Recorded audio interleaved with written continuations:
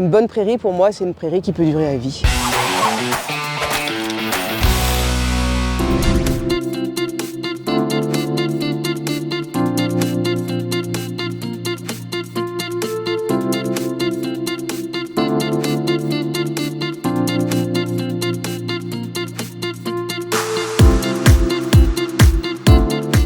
Avec le concours Paris sur ta prairie, on s'est attaché à regarder quel était l'équilibre entre les légumineuses, les graminées, quelles avaient été les pratiques de l'agriculteur. Ça commence dès le semis, par exemple. Est-ce qu'on a des lignes de semis? Est-ce que c'est bien réparti? Et avec aussi une attention particulière sur le salissement.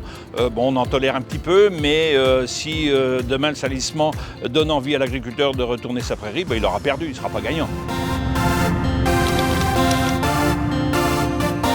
Il y avait un bon échange avec le jury. Ça m'a permis aussi de me poser des questions, parce qu'ils m'ont posé beaucoup de questions en fait, sur ma manière de travailler. Et puis ça permet de repartir sur des choses auxquelles je n'avais pas pensé.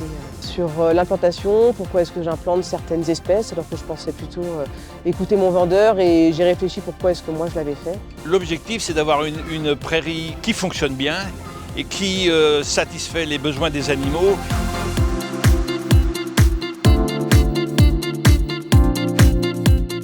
J'ai choisi des raigrats tardifs notamment parce que je suis dans un secteur qui est froid et humide. Il faut pouvoir intervenir dans ces parcelles-là assez tard. Si on veut réussir à avoir quelque chose d'autonome, quelque chose de rentable, il faut être maître de ses choix, maître de son assolement, maître de ses décisions. J'ai fait des retours à 30 jours toute l'année dernière et donc on est revenu à des rendements sur cette parcelle-là, 11,5 tonnes.